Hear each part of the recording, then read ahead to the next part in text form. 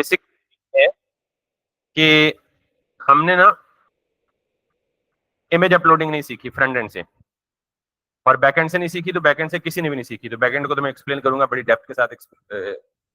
Front end में normally जब हम फाइल अपलोड करते हैं तो फॉर्मिक में कोई out of the box direct तरीका नहीं है इमेज अपलोड करने का। फॉर्मिक लाइब्रेरी की ये लिमिटेशन कह लें कि फॉर्मिक लाइब्रेरी को इस्तेमाल करते हुए आप इमेज अपलोड नहीं कर सकते। हाँ, फॉर्मिक ने कुछ यूटिलिटी फंक्शंस दिए हुए हैं जिन फंक्शंस को इस्तेमाल करके आप फॉर्म के बिहेवियर को कस्टमाइज कर सकते हैं, और ऐसे बहुत सारे फंक्शंस फॉर्मिक ने एक्सपोज किए हुए हैं। उनमें से एक फंक्शन, कल जब मैं फॉर्मिक में से डिस्ट्रक्चर कर रहा था तो मैंने एक ये वाला सेट फील्ड वैल्यू लिखा था, और आपको ये कहा था कि मैं इसको एक्सप्लेन करूंगा जब मैं इसे इस्तेमाल करूंगा। थैंक्स टू हुजैफा, उन्होंने इस्तेमाल कर लिया इसको। मैंने आपको कहा कि फॉर्मेट में कोई तरीका नहीं है इमेज अपलोड करने का, लिहाजा मैनुअल करना पड़ेगा आपको। सिर्फ ये एक अवतार जो है मैंने फील्ड ले ली और मैंने इसको रखा डिफॉल्ट स्ट्रिंग। अब सवाल ये है कि इमेज स्ट्रिंग तो नहीं होता, इमेज तो इमेज होता है, तो मैंने ये स्ट्रिंग फील्ड क्यों रखी, इसका जवाब देता हूँ।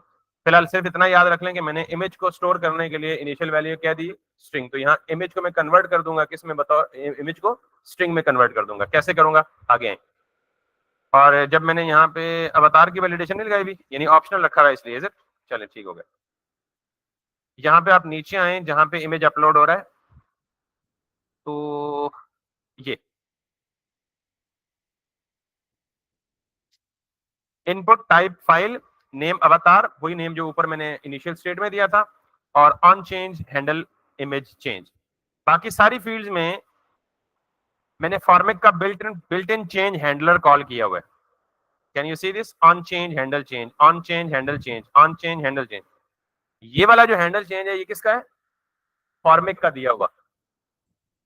ये वाला जो हैंडल इमेज चेंज है ना, ये फॉर्मेट का दिया हुआ नहीं है। अगर आप यहाँ पे देखें फॉर्मेट से जो चीजें हमने यहाँ पे ली हैं, दिस इज हैंडल चेंज, तमाम इनपुट फील्ड के लिए यूज हुआ है। हैंडल ब्लर, हैंडल सबमिट, इनका डिफरेंट पर्पज है, कहीं भी हैंडल इमेज चेंज नहीं है। उसकी वजह मैंने बता दी है कि फॉर्मेट इमेज अपलोडिंग को सपोर्ट नहीं करता। तो कस्टमाइजेशन कैसे होती है, पहला स्टेप यह है कि आप अपना एक इमेज हैंडलर फंक्शन डिफाइन करें। मैं इस पे राइट क्लिक करके गो टू डेफिनेशन करता हूं, तो ये बना कस्टम फंक्शन लिखा गया है किसका हैंडल करने के लिए, इमेज को हैंडल करने के लिए। आपको ये भी पता है कि जब भी कोई इवेंट ट्रिगर होता है जावास्क्रिप्ट में, इसका रिएक्ट से कोई ताल्लुक नहीं है, तो एक सिंथेटिक इवेंट ऑब्जेक्ट फायर होता है। सिंथेटिक इवेंट ऑब्जेक्ट का मतलब ये है कि जब ये ऑन चेंज फायर होगा तो ये बेसिकली हमें क्या देगा, एक इवेंट का ऑब्जेक्ट देगा। इसे किसी भी नाम से रिप्रेजेंट कर सकते हैं, इसे इवेंट कह दें, ई कह दें, एबीसी कह दें, एक्स वाई जी कह दें, लेकिन ये एक बिल्ट इन ये डिफॉल्ट इवेंट थ्रो करता है। हमने उस इवेंट को कैप्चर किया और इस इवेंट को हमने अपने इवेंट कस्टम इवेंट हैंडलर में फंक्शन में पास कर दिया ई के नाम से। आप इसे कंसोल करके भी दे सकते हैं, इसके अंदर बहुत कुछ आता है। इस ई के अंदर जहां बहुत कुछ आता है वहां हमें जो चीज चाहिए इस ई से वो ये चाहिए होगी, यहाँ पे कहीं लिखा होगा ई डॉट समथिंग, ये E dot target dot files and zero. E dot target dot files, files एक अरे है जो कि आप मल्टीपल इमेज अपलोड करते हैं तो तमाम के तमाम इमेज किस में आते हैं, फाइल्स की अरे में आते हैं। स्क्वायर ब्रैकेट में जीरो लिखने का मतलब ये है कि हम उस अरे में से पहला एलिमेंट उठा रहे हैं, बिकॉज इस केस में हम सिर्फ सिंगल इमेज अपलोड कर रहे हैं। अगर मल्टीपल इमेज अपलोड कर रहे हो तो हम इनपुट टाइप में मल्टीपल का एट्रीब्यूट देके मल्टीपल इमेज सेलेक्ट करके यहाँ से लूप चला के वो काम इंटरटेन कर सकते हैं। बहरहाल, तो इस ई का मतलब तो अभी दोबारा फिर एक्सप्लेन नहीं करूंगा। जब मैंने कस्टम इमेज इवेंट हैंडलर दिया, ये वाला जो सारा स्क्रिप्ट है ना, ये प्योर जावा स्क्रिप्ट है, इसमें रिएक्ट का कोई ताल्लुक नहीं है। और ये अगर आप जाएंगे ना फाइल रीडर की डॉक्यूमेंटेशन में, तो ये आपको एज इट इज जावास्क्रिप्ट की एमडीएन डॉक्यूमेंटेशन में लिखा हुआ मिलेगा, फाइल रीडर जावास्क्रिप्ट। जावास्क्रिप्ट की बिल्ट इन क्लास है। ये क्या करती है, ये जो आपका फाइल चूजर ओपन होता है ना, जब आप करते हैं upload a file, file upload करने के लिए वो एक डायलॉग बॉक्स ओपन होता है जिसे हम फाइल चूजर कहते हैं। उस फाइल चूजर के जरिए जो भी फाइल सेलेक्ट करते हैं ना, तो हम उसमें से सेलेक्ट की गई फाइल को किस में पास करते हैं, फाइल रीडर की क्लास में पास करते हैं। तो ये देख लें, ये पूरी फाइल, ये जो हुजैफा ने लिखा है या ये जो मैंने प्रीवियस बैचेस में कराया वो इसी डॉक्यूमेंटेशन को देख के फॉलो करके करवाया। तो आप यू कैन फील फ्री। इसके ये 3 स्टेटसेस होते हैं, ये देख लें। फाइल रीडर का एक इंस्टेंस क्रिएट करना है आपको, यहाँ कहीं वो पूरा लिखा हुआ भी है डॉक्यूमेंटेशन में, पता नहीं कहाँ है भारत। इसके अंदर फाइल रीडर डॉट रेडी, अच्छा यहाँ से देख लें तो ज्यादा बेहतर रहेगा। मैंने फाइल रीडर की क्लास का एक इंस्टेंस यानी एक ऑब्जेक्ट क्रिएट किया, रीडर डॉट ऑन लोड, यानी जब फाइल लोड होगी इस रीडर के ऊपर ये फंक्शन कॉल किया, और जब ये लोड होगी तो ये कॉल बैक फंक्शन कॉल होगा। इस कॉल बैक फंक्शन में रीडर डॉट रेडी स्टेट, ये जो रीडर है ये इंस्टेंस है फाइल रीडर का, और अगर आप यहाँ पे देखें तो फाइल रीडर ये file reader dot ready state, इसकी 3 स्टेट में से एक है, 0 होगा, इसकी वैल्यू 0 होगी तो एम्प्टी, 1 होगा तो इसका मतलब फाइल इज बीइंग लोडेड, 2 होगा तो इसका मतलब फाइल लोडिंग इज डन। तो ये चीज चेक कर रहा है कि reader dot ready state equal equals to 2 का मतलब क्या है कि जब फाइल अपलोडिंग क्या हो गई है, डन हो गई है, तो फिर क्या करें, सेट फील्ड वैल्यू, ये वही फंक्शन है जो ऊपर हमने फॉर्मेट से इंपोर्ट किया, और हमने साथ में ये वैल्यू दी अपनी जो स्टेट डिक्लेयर की थी विद इन द फॉर्मेट, और कहा कि उसकी वैल्यू में क्या स्टोर कर दो, रीडर डॉट रिजल्ट। अच्छा ये क्या करता है बेसिकली, ये आपके इमेज या फाइल को रीड करता है और उसको बेस 64 स्ट्रिंग में इनक्रिप्ट कर देता है, यानी यूं समझ लें कि इमेज को स्ट्रिंग बना देता है इनक्रिप्ट करके, ठीक। और वो कैसे दिखती है अभी कंसोल में दिखाऊंगा। तो ये स्ट्रिंग बना के इसे कहां किसको असाइन कर देगा, अवतार का जो वेरिएबल है। ये जो काम है ना सेट प्रीव्यू, ये ऑप्शनल है, आप करना चाहें नहीं करना चाहें तो छोड़ दें। ये इसलिए है कि ये जो यहाँ पे प्रीव्यू दिखा रहा है ये वाला, कि जब मैं इमेज अपलोड करूंगा तो इस इमेज का फौरन प्रीव्यू यहाँ दिख जाएगा। तो ये बेसिकली ये लोकल स्टेट है। अगर मैं इसकी डेफिनेशन पे जाऊं, टॉप पे ये देख रहे हैं, const preview set preview use state undefined, initially undefined है, और फिर वही रिजल्ट रीडर डॉट रिजल्ट जो मैं अवतार को असाइन कर रहा हूँ वो सेट प्रीव्यू को असाइन कर रहा हूँ, और ये प्रीव्यू नीचे जाके इमेज के सोर्स में असाइन कर रहा हूँ। Document dot gate element by ID preview reset dot reset, ये तो उसके लिए कि अगर फॉर्म रीसेट हो तो जो प्रीव्यू है वो भी क्या हो जाए, रीसेट हो जाए। साथ में reader dot read as data URL, ये लाइन बेसिकली क्या करेगी, आपके जो ई यानी यूजर की जो फाइल चूजर में फाइल सेलेक्ट की गई है उसको उठा के इस फंक्शन में पास कर देगी, यानी असल जो फाइल ट्रांसफर वाला काम है फाइल चूजर से आपके फाइल सिस्टम तक का सफर, वो ये वाली लाइन तय कराती है। ये लाइन अगर किसी को समझ नहीं आई ना तो चुप करके ये फंक्शन उठा के कॉपी पेस्ट कर लें, ठीक। तो ये काम पूरा करने के बाद हमारे पास एटलीस्ट जो साइन अप का फॉर्म है वो क्या हो जाएगा, तैयार हो जाएगा। जब साइन अप का फॉर्म तैयार हो जाएगा तो अब हमारे पास जब फॉर्म सबमिट होता है तो यहाँ पे सारी वैल्यूज आती हैं, और यहाँ पे जब सारी वैल्यूज आती हैं तो इसका मतलब है ये वैल्यूज का ऑब्जेक्ट और जो हमारी बैकएंड की एपीआई का ऑब्जेक्ट है, इन दोनों का स्ट्रक्चर एक्जैक्टली सेम होना चाहिए, अदरवाइज आपको पता है वैलिडेशन के एरर्स उधर भी बड़े सख्त लगेंगे। सो लेट्स सी, मैं यहाँ पे पोस्टमैन ओपन करता हूँ और बैकएंड पे अपनी एपीआई की रिक्वेस्ट भेजता हूँ। दो तरीके हैं, एक तरीका तो यह है कि मैनुअली भेज दें, दूसरा तरीका यह है कि आप मैनुअली ना भेजें बल्कि रिडक्स टूल की क्वेरी के जरिए ये रिक्वेस्ट भेजें बैकएंड पे। तो हम आरटीके क्वेरी वाला तरीका इस्तेमाल करेंगे, ठीक है, सिंपल, तो बहुत आसान है। तो यहाँ पे आप देखेंगे क्रिएट न्यू अकाउंट में first name last name user name email password phone number और अवतार। इसमें एक चीज एक्स्ट्रा आएगी आपकी, let me show you, confirm password. Confirm password को बैकएंड पे भेजने का मकसद नहीं है, कंफर्म पासवर्ड किस लिए होता है, सिर्फ यूजर के लिए मेक श्योर करना कि यूजर ने पासवर्ड करेक्ट एंटर किया, ये एक्स्ट्रा चेक है। लेकिन सी पासवर्ड एक एडिशनल फील्ड बैकएंड पे नहीं भेजेंगे, मकसद नहीं है उसका। तो हम इस ऑब्जेक्ट में से, किस ऑब्जेक्ट में से, लेट मी शो यू, सारी कहानियां ही हो जाएंगी आज, कुछ कर लेते हैं काम की चीज भी।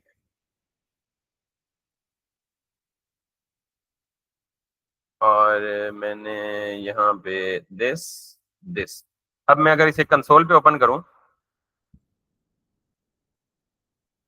तो मुझे कंसोल पे ये ऑब्जेक्ट मिलेगा।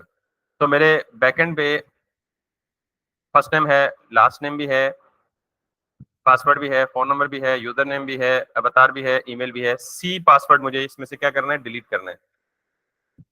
तो आपको पता है कि किसी ऑब्जेक्ट की एक प्रॉपर्टी को डिलीट कैसे करते हैं, गालिबन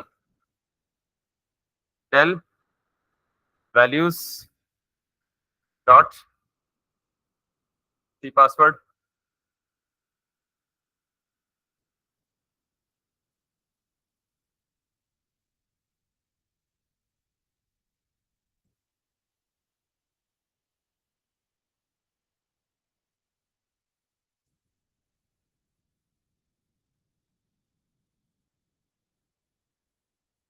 क्या हो गया भाई?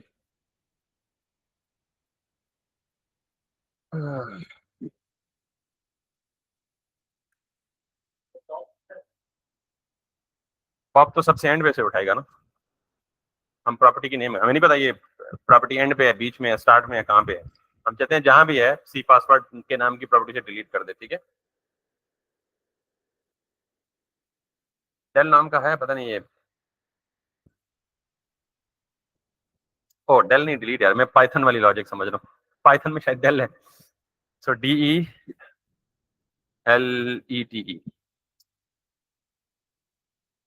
तो ये क्या करेगा?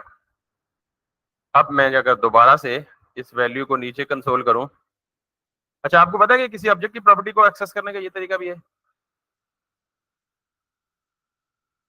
और वैसे इस तरीके से हम प्रॉपर्टी को तब एक्सेस करते हैं जब हमारे पास कोई कंप्यूटेड प्रॉपर्टी होती है। आपको कंप्यूटेड प्रॉपर्टी का कॉन्सेप्ट पता है?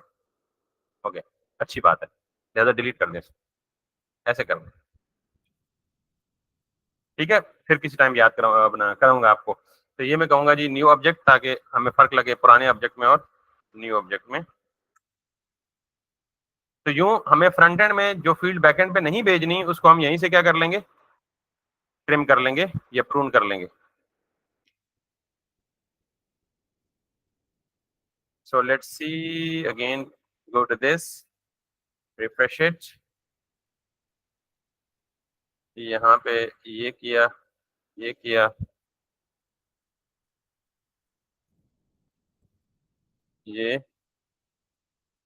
और ये किया यहाँ से दिस।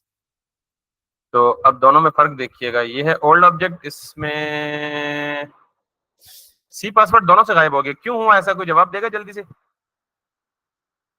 म्यूटेशन, ठीक है। तो इसका मतलब है कि मुझे ओल्ड न्यू चेक करने की जरूरत नहीं है, म्यूटेशन है। तो म्यूटेशन का मतलब ये है कि ऑब्जेक्ट जाहिर है रेफरेंस पे स्टोर होता है, तो अगर एक ऑब्जेक्ट की प्रॉपर्टी डिलीट करेंगे, जहां जहां उस ऑब्जेक्ट का रेफरेंस यूज हुआ होगा सारा उसे डिलीट कर देगा। सो इसका मतलब आप कुछ याद है आपको पुरानी चीजें। अब मुझे क्या करना है, ये जो वैल्यू है ना, इसका मतलब है ये वैल्यूज वाला ऑब्जेक्ट एग्जैक्टली मैच कर गया किस ऑब्जेक्ट से, जो मेरा एपीआई एक्सपेक्ट कर रही है बैकएंड पे। तो now it's safe for me to actually go to this. तो अब मुझे यहाँ पे क्विकली रिडक्स सेटअप कर दिया आपने, हैं? वो भी कर देना था यार। तो मुझे करना है यहाँ पे सोर्स के अंदर रिडक्स, रिडक्स के अंदर एक फाइल बनानी है store.js में। जल्दी से करूंगा, डॉक्यूमेंटेशन को देख के कॉपी पेस्ट।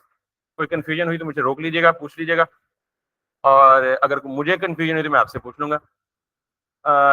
इसमें दो चीजें आप लगाएं, FEATURES फीचर्स, और दूसरा आप लगाएं जी APIs। वैसे अगर मैं आपको बताऊं कि ये फोल्डर स्ट्रक्चर आज मैं थोड़ा सा डिफरेंट कर रहा हूँ। जितने भी स्लाइसेस है, मैंने कहा स्लाइस एक फीचर को कहते हैं रिडक्स की टर्मिनोलॉजी में।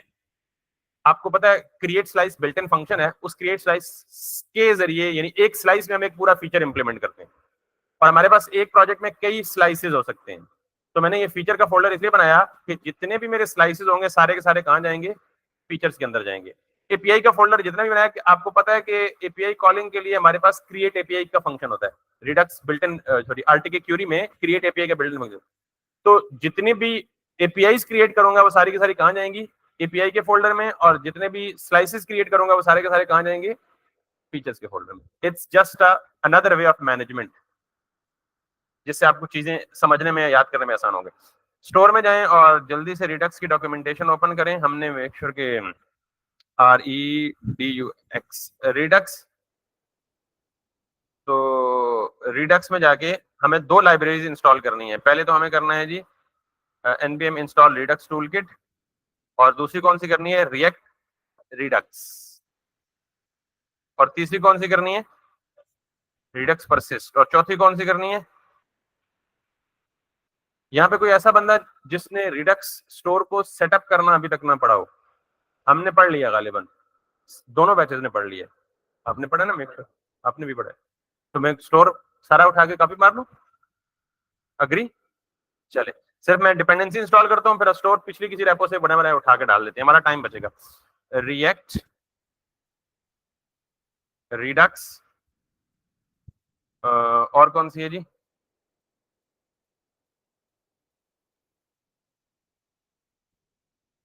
रिडक्स परसिस्ट, नाम क्या है पैकेज का, आई डोंट नो। और कौन सी यूज करते होते हैं हम?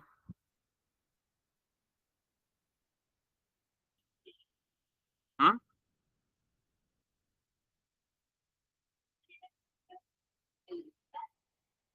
अच्छा, जो स्टेट होती है ना, वो स्टेट जो है वो हमारी पेज रिफ्रेश करने पर लॉस हो जाती है, टेम्पररी होती है, क्योंकि स्टेट कहाँ रिजाइड कर रही होती है, मेमोरी में, मेन मेमोरी रैम में, जो स्टेट से हम जितनी भी स्टेट स्टोर करते हैं। और जो रिडक्स की स्टेट है ना, वो भी मेमोरी में सेव होती है। जब हम पेज रिफ्रेश करते हैं तो जो इन मेमोरी जितने भी वेरिएबल या डेटा सेव होता है वो सारा का सारा फ्लश हो जाता है। रिडक्स परसिस्ट का मतलब ये है कि हमारी जो रिडक्स की स्टेट है, रिडक्स परसिस्ट इसको लोकल स्टोरेज यानी ब्राउजर की परमानेंट लोकल स्टोरेज इस्तेमाल करके वहां परसिस्ट करता है। फिर हम पेज रिफ्रेश करें जो मर्जी करें, हमारी स्टेट लॉस नहीं होती। रिडक्स परसिस्ट का ये मतलब है। तो ये तीनों लाइब्रेरीज हमारी इंस्टॉल हो गई हैं। तो अब हम जाते हैं यहाँ पे और यहाँ पे, और हमारी अपनी कोई पिछली रेपो है फ्रंट एंड की?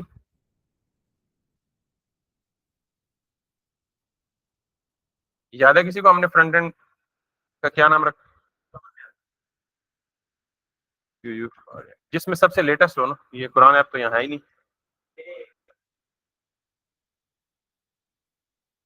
तुम्हारी कॉपी की तो फिर तुम जिम्मेदार होगे। पहले मैं देख लेता हूँ। Routes routes routes routes routes, ये तो नहीं है कुछ। मल्टी शॉप,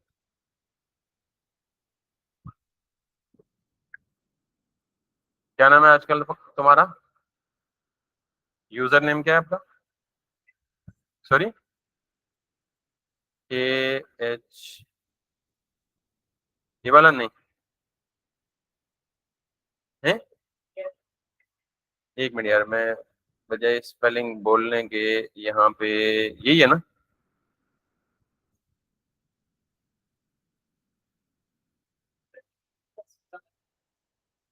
यूजर नेम नहीं, दोबारा नया अकाउंट बनाना पड़ेगा। या सेटिंग में जाके चेक कर लें, मे बी यूनिक नाम को चेंज कर लें आप। बस फिर ना करें।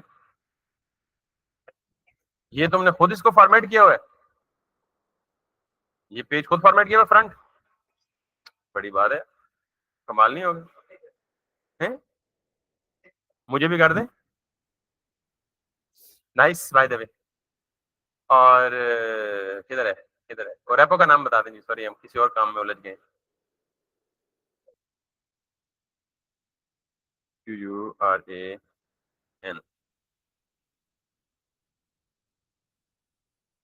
सोर्स में, रिडक्स में, स्टोर में। नहीं, हाँ, ये सारी चीजें तो नहीं है इसमें। वो जो मैं ढूंढ रहा हूँ ना, उसमें बहुत बहुत सारी और कॉन्फ़िगरेशन भी हुई हुई हैं।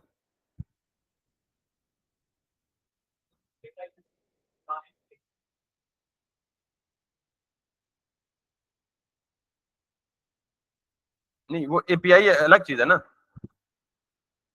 चले, फिलहाल इसी पे गुजार। एपीआई अलग चीज है, स्टोर अलग चीज है। फिलहाल हम गप्पे नहीं लगाते, काम करते हैं। स्टोर ये आ गया, इस पे ये कुरान एपीआई हमें नहीं चाहिए। कॉन्फ़िगर स्टोर है, रिड्यूसर्स है, कुरान एपीआई ये हम हटा लेंगे। अच्छा, अब हम ये चाहते हैं जी कि हम एपीआई भी क्रिएट करें। फिलहाल हमें एपीआई चाहिए, स्लाइस नहीं चाहिए, ठीक है? तो हम यहीं पे जाते हैं और यहाँ पे जाके अपनी ये एपीआई यहाँ से कॉपी करते हैं और एपीआई में जाते हैं और इसे नाम देते हैं हम अ, कौन सा फीचर है हमारा? साइन अप नहीं यार, जेनेरिक नाम देना। AUTH, auth API dot JS. Generic नाम दिया करें क्योंकि हमने इसी के अंदर दोनों एंड पॉइंट बनाने हैं, लॉगिन वाला भी और साइन अप वाला भी। यानी दोनों दोनों म्यूटेशंस बनानी है। म्यूटेशन का अंदाजा है ना आपको? ये तो क्यूरी है कि म्यूटेशन वाली नहीं पड़ी, म्यूटेशन का अंदाजा है नहीं आपको? बोला करें ना, मैं वैसे ही रगड़ जाऊं कुछ चीज तो फिर आप बाद में कहेंगे ये तो पता ही नहीं हमें क्या होता है। जब आप गेट रिक्वेस्ट कर रहे होते हैं ना, तो यहाँ पे लगता है बिल्डर डॉट क्वेरी। जब आप पोस्ट रिक्वेस्ट कर रहे होते हैं तो यहाँ लगता है builder dot mutation,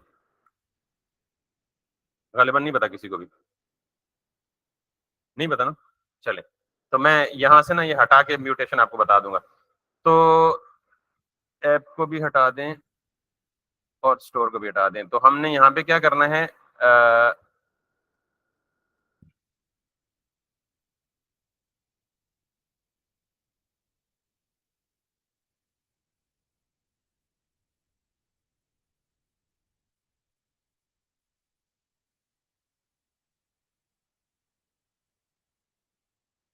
front end front end front end,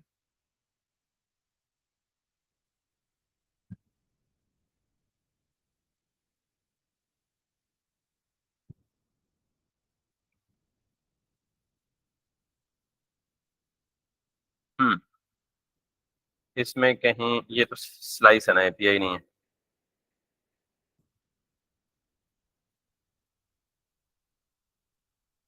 ये है ऑथ, ऑथ एपीआई, यस, पूरी बनी बनाई मिल गई। So this is our API, control A control this. अब जरा यहाँ गौर से देखिएगा, इसको मैं कर देता हूँ यूं और यहाँ पे कर देता हूँ। सबसे पहले हमारे पास बिल्ट इन फंक्शन होता है क्रिएट एपीआई का, और ये एक ऑब्जेक्ट लेता है, ये पूरा का पूरा एक ऑब्जेक्ट बिल्ट इन फंक्शन में हम पास करते हैं। ठीक, इस ऑब्जेक्ट के अंदर सबसे पहले हम देते हैं रिड्यूसर पाथ। हमने कहा जी रिड्यूसर पाथ में ऑथ एपीआई, बिकॉज हमारी फाइल का नाम भी ऑथ एपीआई है, that makes more sense.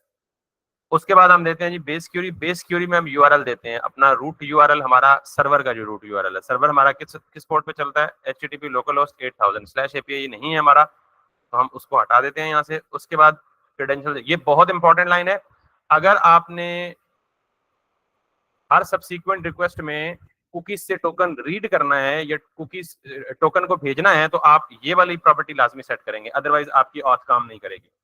Auth काम क्यों नहीं करेगी, बिकॉज आपका कुकी से टोकन रीड होके नहीं जाएगा। यानी ये यूं समझें कि आप काइंड ऑफ इन्फॉर्म कर रहे हैं कि जी हम कुकी को साथ ला रहे हैं इसके थ्रू, आरटी की क्यूरी के थ्रू। तो बेस क्यूरी के साथ ये प्रॉपर्टी क्रेडेंशियल्स इंक्लूड, क्रेडेंशियल्स नाम से जाहिर है, आप जाहिर है क्रेडेंशियल्स क्या है, कोई सेंसिटिव इन्फॉर्मेशन, यूजर या यूजर नेम पासवर्ड उसको क्रेडेंशियल बोलते हैं, या टोकन उसको क्रेडेंशियल बोलते हैं। तो हमने कहा क्रेडेंशियल इंक्लूड, यानी जो रिक्वेस्ट आरटीके के थ्रू जाए सर्वर पे, वो साथ में क्रेडेंशियल्स को इंक्लूड करके लेके जाए। तो इस प्रॉपर्टी के बगैर मैं स्पेशली एम्फसाइज कर रहा हूँ कि नहीं जाएगा, आपका ऑथ नहीं चलेगा, इसलिए ये प्रॉपर्टी साथ में दें। तो ये हमारी दूसरी प्रॉपर्टी है बेस क्यूरी। तीसरी प्रॉपर्टी एंड पॉइंट्स, हम जितने एंड पॉइंट्स चाहते हैं यहाँ पे इंप्लीमेंट कर सकते हैं। ऑथ में मोस्ट कॉमनली 3 एंड पॉइंट्स होते हैं, एक एंड पॉइंट है जी आपका रजिस्टर यूजर, दूसरा एंड पॉइंट है जी लॉग इन यूजर, और तीसरा एंड पॉइंट है जी लॉग आउट यूजर। मैंने आपको बोला है कि अगर आप पोस्ट रिक्वेस्ट कर रहे होते हैं तो यहाँ पे बिल्डर डॉट क्वेरी के बजाय क्या देते हैं, बिल्डर डॉट म्यूटेशन। अच्छा, आरटीके क्यूरी में म्यूटेशन का मतलब होता है चेंज करना, वैसे लफ्ज म्यूटेशन का मतलब चेंज करना, जैसे हमने वो म्यूटेबिलिटी और इम्यूटेबिलिटी का कॉन्सेप्ट पढ़ा था। तो कौन कौन सी एचटीटीपी रिक्वेस्ट हैं जो सर्वर पे जाके म्यूटेट करती हैं डेटा को, डिलीट, अपडेट और क्रिएट। ये तीनों रिक्वेस्ट क्या करती हैं, सर्वर पे डाटा को जाके म्यूटेट करती हैं, चेंज करती हैं। तो जो क्यूरी, जो भी एचटीटीपी रिक्वेस्ट सर्वर पे जाके डाटा को चेंज करेगी, उसे हम क्या बोलेंगे, म्यूटेशन बोलेंगे। और जो क्यूरी जो सिर्फ डाटा को फेच करती है, no change on the server, उसको हम क्या बोलते हैं, क्वेरी बोलते हैं। तो आरटीके क्यूरी में ये दो मेजर कॉन्सेप्ट्स आपको, और ये दोनों चीजें कहां चेंज होंगी, सिंपली यहां चेंज होंगी। अगर आप गेट कर रहे होंगे तो यहाँ क्या लगा होगा, बिल्डर डॉट क्वेरी। अगर आप पोस्ट की रिक्वेस्ट, पुट की रिक्वेस्ट, पैच की रिक्वेस्ट, डिलीट की रिक्वेस्ट डाल रहे होंगे तो यहाँ क्या लगेगा, दैट्स इट। अब इस म्यूटेशन के अंदर आएंगे तो एक ऑब्जेक्ट पास होगा, उस ऑब्जेक्ट के अंदर आप अगेन क्यूरी में डालेंगे और ये कॉल बैक फंक्शन लेगा। कॉल बैक फंक्शन में ये सारी की सारी चीज डॉक्यूमेंटेशन में लिखी पड़ी है म्यूटेशन की, अगर आप जाके यहाँ पे लिखेंगे ना, मतलब आप ये ना कहें सर ने कॉपी पेस्ट मारा और काम जान छुड़ाई। इस पे जाके यहाँ पे आप देखेंगे MUTATION इन RTK क्वेरी, और ये देखें म्यूटेशंस, यहाँ पे है म्यूटेशंस, और ये पूरी कहानी बता रहा है, और सिंपली ये बता रहा है बिल्ड डॉट, इसमें हमने बिल्डर नाम दिया, इसने बिल्ड नाम दिया है। ये क्या है, अपडेट पोस्ट, और इसी के, अच्छा इसने एक ही बनाया हुआ, अगर मल्टीपल फंक्शंस होते तो वो डिफरेंट। तो इसमें उसने बिल्ड डॉट म्यूटेशन, और म्यूटेशन में एग्जैक्टली वही चीज दी हुई है जो कि मैंने लिखी हुई है, यानी हमने यहीं से कॉपी पेस्ट की है। तो इसमें परेशान होने की जरूरत नहीं है कि सिंटेक्स याद ही नहीं रहेगा, भूल जाएगा। मुझे आज तक नहीं याद हुआ, 15 बैच पढ़ा भी चुका हूँ और दिन रात यही काम कर रहा होता हूँ, तो आपको भी याद रखने की जरूरत नहीं है। तो कॉल बैक फंक्शन लेगा। अब जाहिर है ये पोस्ट की क्यूरी है, तो पोस्ट की क्यूरी में डाटा हमने सर्वर पे भेजना है, तो वो डाटा कहां से भेजेंगे? जहां से इस फंक्शन को कॉल करेंगे, रजिस्टर यूजर। तो जहां से वहां से डाटा भेजेंगे, वो डाटा कहाँ रिसीव होगा? इस डाटा के वेरिएबल में सेव रिसीव होगा। अब हमारा बैकएंड का जो एंड पॉइंट है वो क्या है? हमारे केस में जो यहाँ से कॉपी पेस्ट किया था स्लैश ऑथ स्लैश रजिस्टर था, लेकिन हमारे केस में क्या है? वही है, luckily slash auth slash register है। तो इसका मतलब है कि हमारा एंड बेस यूआरएल ये है, local host 8000 match it, local host 8000 और उसके बाद slash auth slash user slash auth slash register. Register है, यूजर है, रजिस्टर है। रिक्वेस्ट टाइप कौन सी है? पोस्ट है। हमें पता है कि पोस्ट है, कैसे पता है? यहाँ ये यहाँ से देख लें। और रिक्वेस्ट की बॉडी में डाटा हम कहाँ भेज रहे हैं? बॉडी में भेज रहे हैं, जेसन में भेज रहे हैं। तो जो डाटा हमें फ्रंट एंड से जो भेजेंगे वो जेसन में ही होगा ना, फॉर्म से जो कलेक्ट किया वो ऑलरेडी जेसन में हमें पता है। तो ये रिक्वेस्ट की बॉडी में डाटा सर्वर पे चला जाएगा। That's it. Same way login user builder dot mutation, जहां से लॉगिन का फंक्शन कॉल करेंगे वहां से यूजर नेम और पासवर्ड भेजेंगे। वो यूजर नेम और पासवर्ड का ऑब्जेक्ट डाटा में रिसीव होगा, auth slash login, let me make sure, slash auth slash login, that's good. और मेथड पोस्ट है और रिक्वेस्ट की बॉडी में डाटा जाएगा। फिर लॉग आउट यूजर में, अगर भाई हमने लॉग आउट का एंड पॉइंट नहीं बनाया बैक एंड पे, ठीक है, ये बनाया बनाया किधर है? यस, नहीं बनाया। वो हम मैनुअली यहाँ से कुकी डिलीट करते थे, मैनुअली कुकी डिलीट करते थे ना लॉग आउट करने के लिए। लॉग इन लॉग आउट का एंड पॉइंट नहीं बनाया, बहरहाल हम बना लेंगे। लेकिन जो लॉग इन लॉग आउट का एंड पॉइंट होगा वो भी म्यूटेशन होगी, यानी पोस्ट रिक्वेस्ट होगी, और उसमें यूआरएल ये जाएगी और उसमें मेथड पोस्ट होगा और डाटा। ये वैसे गेट भी बना सकते हैं क्योंकि हमने कोई डाटा तो नहीं भेजना ना, तो ये गेट और post doesn't matter at all. यहाँ पोस्ट बनी हुई है तो हम इसी को रहने देते हैं, पोस्ट का फंक्शन ही बना लेंगे। ये हमारी आ गई जी। अच्छा, इसके बाद हमने क्या करना है? स्टोर की कॉन्फ़िगरेशन करनी है। तो स्टोर की कॉन्फ़िगरेशन भी हम ऑलरेडी कर चुके हैं, लिहाजा हम यहीं से उठाएंगे, आप लोगों को पता है। तो let me pick up the store configuration. Can you see this? ये कह रहा था कि इसमें कुछ एक्स्ट्रा चीजें भी हैं, कॉन्फ़िगर हुई भी हैं। तो मैं यहाँ से इसको उठाता हूँ और यहाँ पे इसको पेस्ट करता हूँ। यहाँ से जो अननेसेसरी चीजें हैं उनको हम डिलीट कर देते हैं। मिसाल के तौर पे हमें सिर्फ क्या चाहिए? अच्छा, एक और बात भी आपको बतानी है मुझे।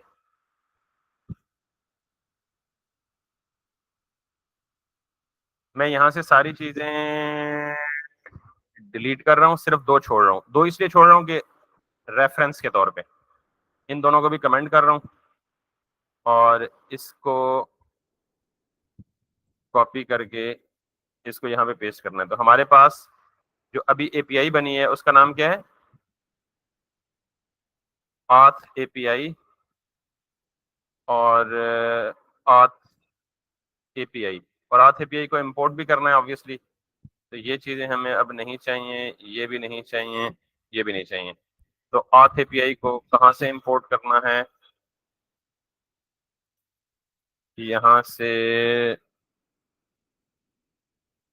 एपीआई से, और एपीआई से हमें auth एपीआई को, और मेक श्योर करेंगे यहाँ auth एपीआई से ये एक्सपोर्ट हो रही हैं चीजें और ये भी एक्सपोर्ट हो रही है auth एपीआई, ठीक है, दैट्स गुड। ये आ गया एक हमारा, ये पेमेंट की एपीआई, प्रोडक्ट की एपीआई, ये भी नहीं चाहिए हमें। ये हमें चाहिए क्योंकि टूल किट से हम कॉन्फ़िगर स्टोर और कंबाइन रिड्यूसर सेव कर रहे हैं। अच्छा, परसिस्ट स्टोर और परसिस्ट रिड्यूसर, ये जो आपने कहा था ना रिडक्स परसिस्ट क्यों हम यूज करते हैं, तो इसकी कॉन्फ़िगरेशन ये हुई हुई है, ठीक है। सिंपली रिडक्स परसिस्ट की लाइब्रेरी से दो हमें फंक्शन देती है, परसिस्ट स्टोर और परसिस्ट रिड्यूसर, और साथ में स्टोरेज, ये भी रिडक्स परसिस्ट से ही आ रही होती है। तो हम यहाँ पे, क्योंकि हमें पता है लोकल स्टोरेज में कोई भी चीज है, कोई भी डाटा है, वो की वैल्यू पेयर में स्टोर होता है। तो यहाँ हम की सेट करते हैं क्योंकि हमने सिर्फ यूजर की इन्फॉर्मेशन को लोकल स्टोरेज में सेव करना है। तो हम कहते हैं जी कि लोकल स्टोरेज में जो इन्फॉर्मेशन यूजर की सेव हो वो की यूजर हो और स्टोरेज ये वाली स्टोरेज हो। बाय डिफॉल्ट लोकल स्टोरेज होती है, अगर आप चाहें तो यहाँ स्टोरेज को चेंज भी कर सकते हैं, लाइक कोई इन मेमोरी डेटाबेस यूज कर लें वगैरह वगैरह।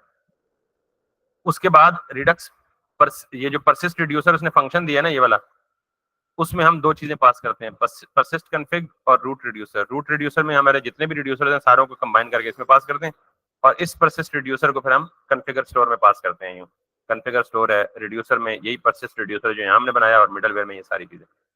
तो मिडलवेयर में वो सारी चीजें हम पास करते हैं जो हमारी एपीआईज होती हैं। This one auth API, okay auth API already है, we don't need to do it again. और कैटेगरी एपीआई हमारे पास नहीं है, पेमेंट एपीआई भी हमारे पास नहीं है। तो जितनी भी एपीआई आएंगी हमारी, उनको एज अ मिडलवेयर यहाँ पे हम ऐड करेंगे, और दैट्स इट फॉर नाउ। ठीक है जी, ये हमारा स्टोर सेटअप हो चुका है, ये हमारी ऑथ एपीआई सेट हो चुकी है। अब हमने इसको रिडक्स को रिएक्ट के साथ लिंक करना है। अभी रिडक्स अलग हमने इंप्लीमेंट किया है, रिएक्ट अलग किया है, इन दोनों का आपस में कोई ताल्लुक या लिंक है नहीं। तो ये हम कहाँ करते हैं, बिल्कुल रूट फाइल में, प्रोबेबली मेन में जाके कर लें या ऐप में जाके कर लें। तो ऐप में चूंकि राउटिंग है, थोड़ा सा रश लगा हुआ है, तो हम ये जाके मेन में कर लेते हैं। और ये कैसे करते हैं ये भी हम ऑलरेडी बड़े डिटेल से पढ़ चुके हैं। So let me go to the source, let me go to the main, और यहाँ पे हम ये काम करते हैं, ये काम करते हैं दिस वन, और इसके बाहर हम करते हैं जी प्रोवाइडर, और इस प्रोवाइडर को यहाँ कर देते हैं हम close,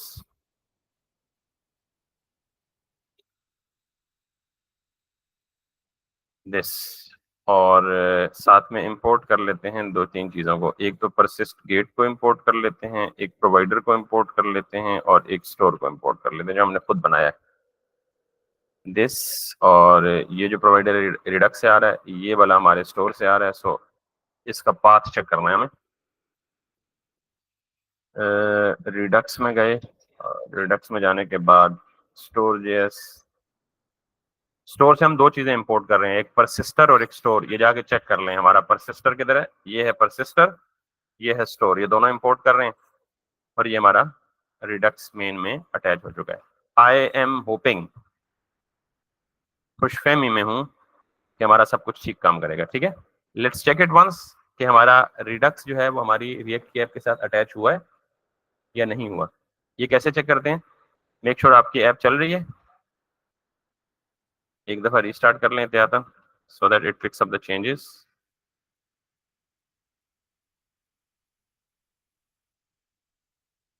so let's go to this. अब हमारा जो स्टोर है वो सक्सेसफुली सेटअप हो चुका है या नहीं हो चुका, इसको देखने के लिए आप राइट क्लिक करें, और आपको ब्राउजर की एक एक्सटेंशन है जो अवेलेबल होती है, जिसको हम यूज करते हैं स्टेट की ट्रैकिंग के लिए, रिडक्स की स्टेट की ट्रैकिंग के लिए। आप यहाँ पे जाएं, आपको रिडक्स का पैनल मिलेगा, और यहाँ पे देख रहे हैं ऑथ एपीआई। ये तो दोनों हमारे से रिलेटेड नहीं है, रिडक्स परसिस्ट के अपने वो हैं, लेकिन ऑथ एपीआई ये वही वाली है जो हमारी अपनी एपीआई है। तो इसका मतलब अगर ये आ चुकी है तो दैट्स गुड, हमारा स्टोर जो है दैट शुड बी वर्किंग, और ऑब्वियसली कोई एरर भी नहीं आया। कंसोल को चेक कर लें, तो कंसोल पे using this in strict mode, ये रिडक्स से रिलेटेड नहीं है, ये भी रिडक्स से रिलेटेड नहीं है, ये सीरियलाइजेशन का है, परसिस्ट से रिलेटेड है। इसका मतलब रिडक्स से रिलेटेड कोई एरर नहीं है, तो वी आर ऑल गुड। यहाँ तक क्लियर है बात। इसका मतलब ये है कि अब जो मुद्दा जहां से चला था कि हम यहाँ पे रिक्वेस्ट भेज के साइन अप के पेज पे क्लिक करेंगे, तो हमें यहाँ पे सारी इन्फॉर्मेशन ऑलरेडी मिल रही है, और किस में मिल रही है, वैल्यूज में मिल रही है। तो यहाँ से हमें भेजनी है किधर, बैकएंड पे कॉल भेजनी है, और बैकएंड पे कॉल भेजने के लिए क्या करना है, मुझे एक फंक्शन लेना है, और वो फंक्शन ऑलरेडी कहाँ पे डिफाइंड है, यहाँ पे अगर आप देखें तो मैं एंड पे क्या कर रहा हूँ, तीन चार फंक्शंस को एक्सपोर्ट कर रहा हूँ। एक है मेरा use registration user mutation, use login user mutation, use log out user mutation. तो ये जो यूज रजिस्ट्रेशन यूजर म्यूटेशन है, इसको मैं यहाँ पे इंपोर्ट करूंगा,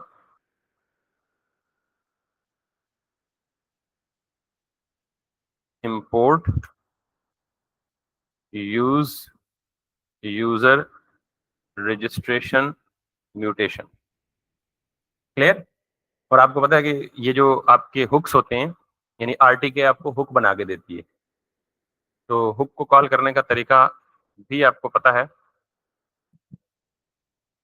कि अब यहाँ पे आए और ये लिखें। बुक को कॉल करने का तरीका ये है, कॉन्स्ट, ये आपको कुछ चीजें रिटर्न करेगी, उन चीजों को आप क्या कर लें, यूं डिस्ट्रक्चर कर लें। और इसमें वापस जाएं आप, और यहाँ पे जाने के बाद रजिस्ट्रेशन के पेज पे जाएं, और रजिस्ट्रेशन के पेज पे दिस वन, ये आपको सारी चीजें रिटर्न करती है। अच्छा, नॉर्मली ये जो रजिस्टर यूजर है, अगर आप यहाँ गौर से देखें तो ये रजिस्टर यूजर यहाँ हमने नाम रखा था, ठीक। और अगर हमने रिडक्स को डिटेल से एक्सप्लेन किया तो हमें पता है कि हमें ये ऑब्जेक्ट मिलता है जब भी हम कोई आरटीके क्वेरी को यूज करने का बेनिफिट ये था कि हमें मैनुअल रिडक्स में लोडिंग स्टेट को, एरर स्टेट को खुद नहीं हैंडल करना पड़ता, सारा कुछ कौन हैंडल करके देता है, आरटीके क्वेरी हैंडल करके हमें ये वेरिएबल्स दे देती है, is loading error and data, और ये फंक्शन ये उसी नाम से है जो हमने। अच्छा, यहाँ पे हम चाहें तो इन तीनों में से कोई भी फंक्शन कॉल कर सकते हैं, एक्सट्रैक्ट कर सकते हैं, log in user, log out user, ये जहाँ जहाँ ये फंक्शन चाहिए होंगे वहां ले लेंगे। अभी के लिए हमें क्या चाहिए, रजिस्टर। अब आप देखें कि रजिस्टर यूजर क्या एक्सपेक्ट कर रहा है, data to be passed as a parameter. तो मैं यहाँ पे जाके इस रजिस्टर यूजर को यहाँ पे कॉल करूंगा और इसको क्या पास कर दूंगा, वैल्यूज, ठीक। अब वेट कर लें, इसको ASYNC कर लें,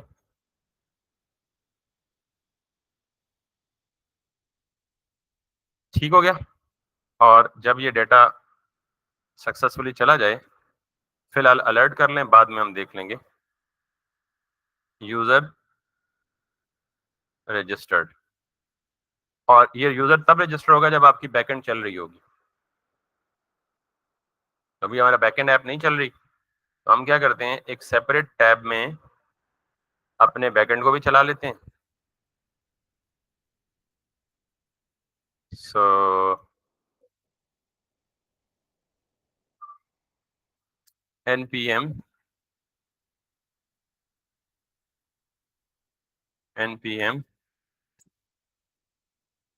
start, backend should run on port 8000, should be connected with the database too, yes। और पहले हम इधर से जाते हैं, इधर से जाते हैं, और किधर गया हमारा फ्रंट एंड, किधर गया, ये हमारा फ्रंट एंड है, सीम्स ओके। अगर कोई एरर आया तो हम देख लेंगे उसको, देख लेंगे उसको। ये है हमारा फ्रंट एंड, ये है हमारा रजिस्ट्रेशन का page, refresh it, this one, this one, this, this. जो कोई भी सिचुएशन हुई ना, सक्सेस आया, एरर आया, फेल आया, पास आया, वो हम रिडक्स की स्टेट में ट्रैक कर सकते हैं, क्योंकि हमने यूआई में तो शो नहीं किया ना अभी कुछ भी, कि एरर आए तो क्या करना है, ना आए तो क्या करना है। तो जो कुछ भी रिस्पॉन्स आएगा वो हमें कहाँ मिलेगा, इस स्टेट में। तो अभी करंट स्टेट हमारी क्या है, देख लें, क्वेरीज, म्यूटेशंस प्रोवाइडेड, सब कुछ खाली है, ये हमारी करंट स्टेट है, ठीक है। और अभी कोई एक्शन डिस्पैच नहीं हुआ, ये जो 3 एक्शन हैं ये उसके डिफॉल्ट हैं अपने, हमारा कोई एक्शन डिस्पैच नहीं हुआ। अगर हम यहाँ पे क्लिक करेंगे तो उसने लिखा है जी यूजर रजिस्टर्ड, और अगर आप यहाँ पे वापस जाएं, स्टेट में देखें, ऑथ में जाएं, म्यूटेशन में जाएं, इसमें जाएं, request ID, status rejected, and point name, register user, status rejected, that's an important thing. इसका मतलब ये है कि कुछ ना कुछ गड़बड़ है, यह रजिस्टर हो चुका है, आई डोंट नो क्या है। तो वो कहाँ से मिलेगा आपको, यहाँ पे कुछ एरर नहीं आया, और यहाँ पे भी कोई एरर नहीं आया, वैसे इसने ये तो दे दिया है, लेकिन ये क्यों दिया है, अब हमें ये चेक होगा जाके डेटाबेस से। द बैड पार्ट इज कि हमारा डेटाबेस यहाँ खुलता ही नहीं है। तो हम क्या कर सकते हैं एहतियातन ये चेक करने के लिए, वेरीफाई करने के लिए कि हमारी बैकएंड तक ये है या नहीं पहुंची। तो पहली बात तो ये है कि पलेलो को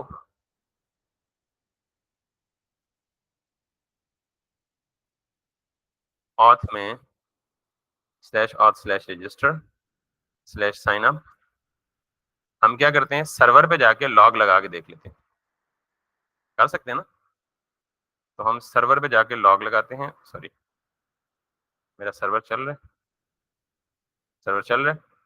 तो हम यहाँ पे जाके साइन अप, हम ये एक्सपेक्ट कर रहे हैं कि यहाँ रिक्वेस्ट आएगी, ठीक है। और ये एक्सपेक्ट कर रहे हैं कि यहाँ पे यहाँ लगा लेते हैं लॉग, और हेलो सर्वर इज रिस्टार्टेड। ये वाला अगर हमारे लॉग में आ गया बैकएंड पे, तो इसका मतलब है हमारी फ्रंट एंड से बैकएंड पे रिक्वेस्ट आई है। और अगर ना आया तो इसका मतलब है कि फ्रंट एंड से रिक्वेस्ट बैकएंड तक पहुंची ही नहीं है, वो उधर ही कहीं घूम फिर रही है। लिहाजा let's do this once again. ये तो पता चल रहा है जी कि यहाँ कुछ ठीक चल रहा है, रिडक्स वाला काम। सो let me refresh it again. Action देखेंगे हम, कौन सा एक्शन नया आया। This this this this this. एक बात मुझे खुद पहले से पता है, वो ये है कि जब हम इमेज को base64 इनकोड करते हैं ना, तो ये बहुत बड़ी स्ट्रिंग बनती है।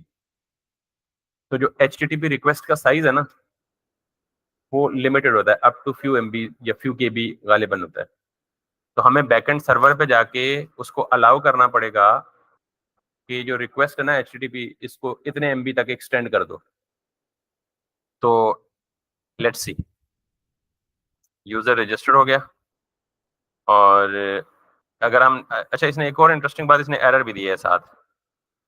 अच्छा, एरर में सिर्फ रिजेक्ट दे दिया उसने, और स्टेट में पुरानी चीज ये म्यूटेशन है, रिजेक्टेड है, और ये भी रिजेक्टेड है। तो हम बैकएंड पे देखते हैं, बैकएंड पे भी कोई कंसोल नहीं है। इसका मतलब है कि हमारी रिक्वेस्ट इधर कम से कम नहीं पहुंची, ठीक है।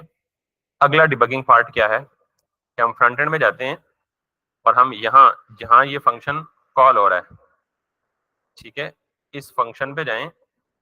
और ये फंक्शन कहाँ कॉल हो रहा है by the way, sorry call नहीं, जहाँ डिफाइन हो रहा है, कॉल होके यहाँ आ रहा है ना। तो हम ये एक्सपेक्ट कर रहे हैं कि ये फंक्शन यहाँ आएगा एंड पॉइंट, और यहाँ हम कंसोल लॉग नहीं लगा सकते बिकॉज ये फंक्शन कॉल है। कहीं फंक्शन डेफिनेशन होती तो हम उसको वो लगा सकते थे, कंसोल लगा सकते थे। तो हम इस पे भी कंसोल नहीं लगा सकते, ठीक। तो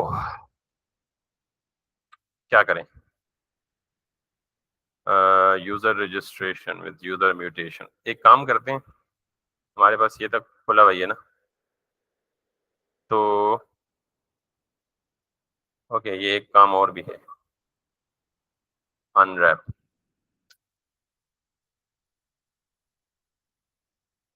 काम ये करते हैं कि हम एरर कैच करते हैं। अभी देखें यहाँ पे कोई भी एरर शरर आया तो एरर कैच तो नहीं होना ट्राई कैच ब्लॉक में। तो हम क्या करते हैं, यहाँ पे ये as it is register user values dot unwrap और रेस्ट डॉट सक्सेस हो, टोस्ट मैसेज अभी हमने शो नहीं किया हुआ, ठीक है। तो हम ये कहते हैं जी दिस, अगर ये भी नहीं चला तो फिर हम ट्राई कैच यूज करेंगे। अभी हम ट्राई कैच यूज, अभी हम ये कर रहे हैं जी कि सक्सेस आए तो ये करो, तो एरर आए तो ये करो। तो मैं इसे करता हूँ console dot log this this, और यहाँ पे हम लेते हैं जी कंसोल डॉट लॉग, और ये कर लेते हैं, इसको हम हटा देते हैं। Now now now now now now now हमारा फ्रंट एंड सर्वर चल रहा है, यस चल रहा है, बैक एंड सर्वर भी चल रहा है, चल रहा है, दैट्स गुड। हम इस हेलो को देखेंगे बैकएंड पे चल रहा है या नहीं चल रहा, लिहाजा यहाँ पे जाएंगे वापस, यहाँ पे जाएंगे वापस, यहाँ पे जाएंगे वापस, और दिस 1 2 3 4 5 6 7 8 9। अच्छा, एक दफा हम हमारा यूजर इमेज वैसे भी ऑप्शनल था ना, एक दफा हम इमेज के बगैर फॉर्म सबमिट करते हैं ताकि हमें ये पता चले कि वो रिक्वेस्ट साइज का मसला तो नहीं है कि रिक्वेस्ट साइज एक्सीड कर जाए तो सर्वर से एंटरटेन ही नहीं कर रहा। यार क्या मसला है। तो यहाँ पे गए हम, यहाँ पे आए हम, यहाँ पे आए, और हमारे पास म्यूटेशन में गए, म्यूटेशन में रिजेक्टेड है और इधर भी रिजेक्टेड है। कंसोल में आए और कंसोल में एक्सेस टू, ओ पहले हमने इसको देख लेना था, बड़ा कॉमन सा एरर है। ये कह रहा है जी कि access to fetch at localhost 8000/auth/register from origin this has been blocked by the CORS policy. तो बड़ा जाना पहचाना एरर है, इसको हम बहुत पुराना जानते हैं, बचपन में हम साथ खेलते थे इकट्ठे। मतलब ये है कि ब्राउजर सिक्योरिटी का बिल्ट इन मैकेनिज्म इंप्लीमेंट करता है जिसको हम कॉर्स कहते हैं, क्रॉस ओरिजिन रिसोर्स शेयरिंग। इसका मतलब ये होता है कि जिस डोमेन को आप रिक्वेस्ट कर रहे हैं वो किसी दूसरी डोमेन को रिकॉग्नाइज नहीं करेगी। अगर आप सेम डोमेन से, जो क्रॉस ओरिजिन है ना, अगर हम ये ब्राउजर सेम ओरिजिन पॉलिसी को इंश्योर करता है। सेम ओरिजिन का मतलब ये है कि मेरा जो सर्वर है वो लोकल होस्ट 8000 पे है, मेरा जो क्लाइंट है वो लोकल होस्ट 5173 है। सर्वर ये समझ रहा है कि ये जो मुझे रिक्वेस्ट आ रही है ये मुझे सेम ओरिजिन से नहीं आ रही, ये किसी डिफरेंट ओरिजिन से आ रही है, यानी किसी डिफरेंट सर्वर से आ रही है, और बाकी वही है। ठीक है, तो इसलिए बाय डिफॉल्ट सर्वर जो है इसको कहते हैं क्रॉस ओरिजिन। सर्वर किसको इंश्योर करता है, ये ब्राउजर बाय डिफॉल्ट किसको इंश्योर करता है, सेम ओरिजिन पॉलिसी को। तो हमारे दो डिफरेंट सर्वर्स हैं, तो हमें सर्वर, इस केस में सर्वर रिस्ट्रिक्ट करता है किसी भी ऐसी आने वाली रिक्वेस्ट को एंटरटेन करने में जो सेम ओरिजिन से ना आ रही हो। तो इसे हम क्रॉस ओरिजिन रिसोर्स शेयरिंग कहते हैं। इस केस में अगर हमें ये सर्वर को एक्सप्लिसिटली बता दें कि यार प्लीज, वो भी अपना बंदा है, उसको दे दो रिसोर्स, एक्सेस करने दो उसको, तो ये सर्वर पे जाके हमें कॉन्फ़िगरेशन करनी पड़ती है। अगर हम सर्वर पे कॉन्फ़िगरेशन कर लें तो फिर सर्वर जो है क्रॉस ओरिजिन को अलाउ कर देता है। तो उसमें क्रॉस ओरिजिन की फिर मुख्तलिफ पॉलिसीज हैं। या तो आप स्टैटिक डाल दें, सर्वर को बता दें कहीं से भी किसी भी सर्वर से रिक्वेस्ट आए तो तुम जाने दो उसको, या हम कुछ आईपीज को व्हाइट लिस्ट कर दें, यानी कुछ एड्रेसेस को, कुछ डोमेन्स को व्हाइट लिस्ट कर दें और सर्वर को कॉर्स के पैकेज में बता दें कि ये वाले जो सर्वर हैं ये वाले व्हाइट लिस्टेड हैं, इनसे जो रिक्वेस्ट आए उनको एक्सेस दे दो, बाकी किसी को भी ना दो। क्या मतलब, यहाँ पे अगर मैं लेट सपोज इसको भी 5173 पे करूं तो आपको पता है कि हम एक ही सिस्टम पे हैं। अगर ये दो डिफरेंट सिस्टम पे होते तो ठीक है, एक ही सिस्टम में एक ही वक्त में एक ही पोर्ट को दो एप्लीकेशन इस्तेमाल ही नहीं कर सकती, कॉन्फ्लिक्ट आएगा। ये तो जब हमने पोर्ट पढ़ा था तब बताया था, क्योंकि नेटवर्क की कोई भी एप्लीकेशन है ना, वो कम्युनिकेशन को मेक श्योर करती है किसकी बेस पे, पोर्ट की बेस पे।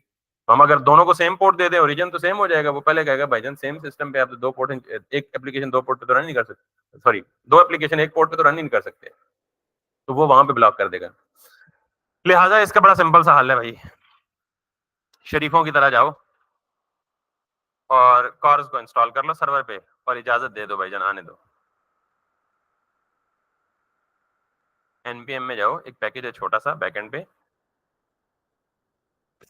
Everybody uses it almost. Backend पे जाओ, इसे रिस्ट्रिक्ट करो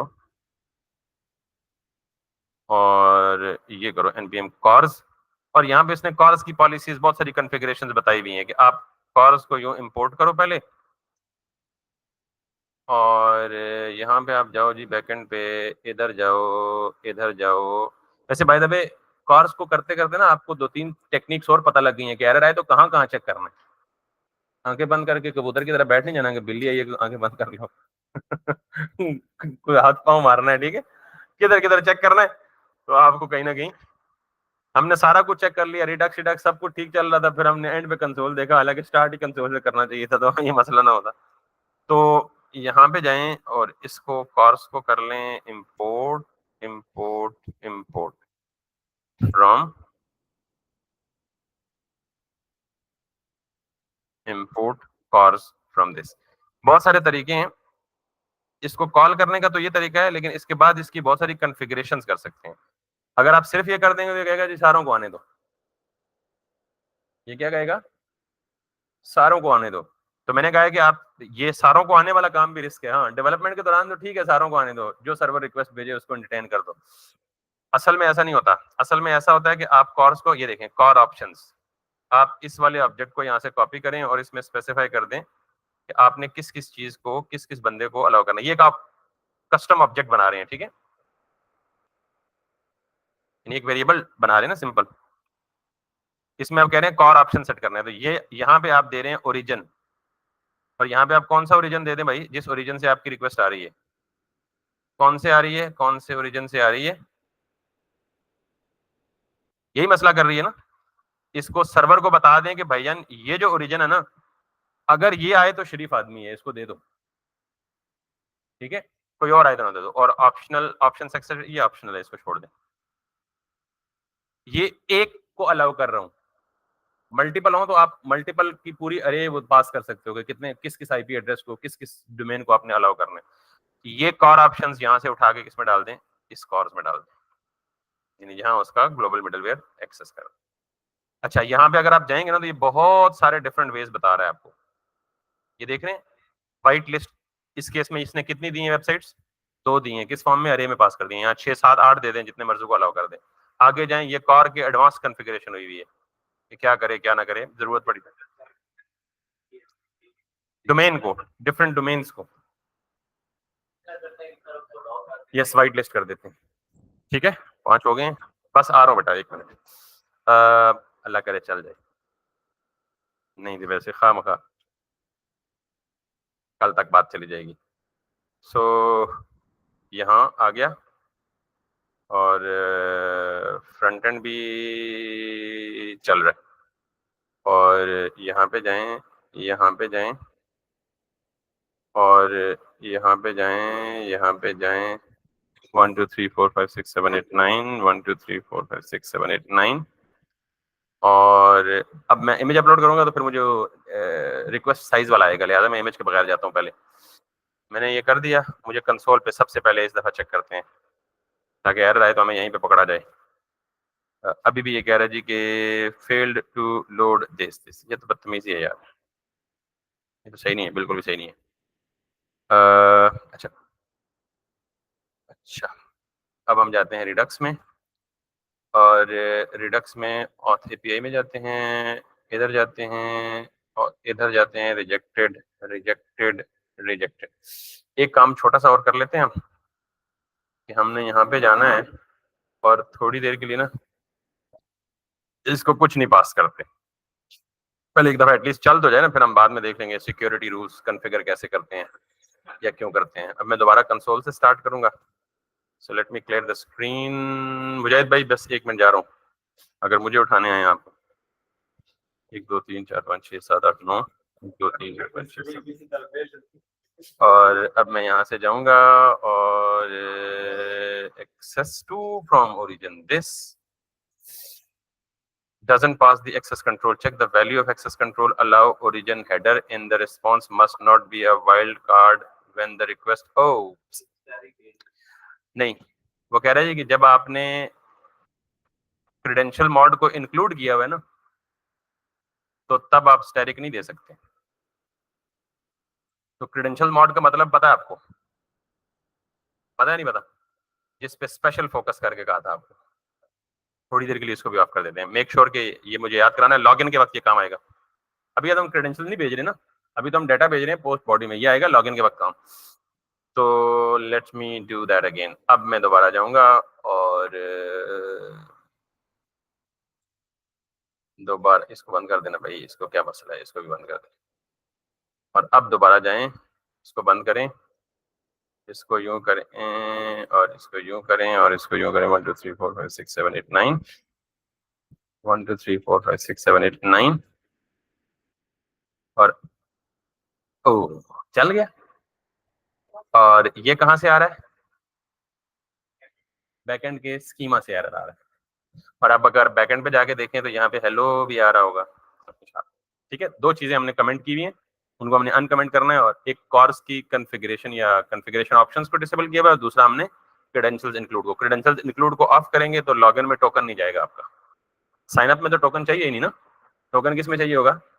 लॉगिन में। बहरहाल at least we have connected our front end with the back end, and we have seen the common errors that can be faced during this particular development process.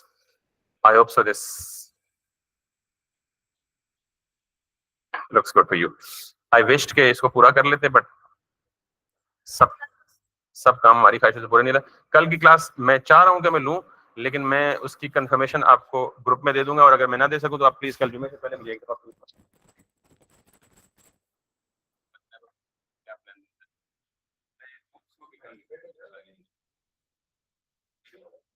based on the confirmation level. Thank you very much. We'll see you tomorrow. मैं इस सारे को check अपनी rapport पे check in कर रहा हूँ, अगर किसी को हेल्प चाहिए कॉपी पेस्ट करना हो मेरी तरह तो आप इसी रैपो को कॉपी पेस्ट कर सकते हैं, लेकिन मेक श्योर के समझ के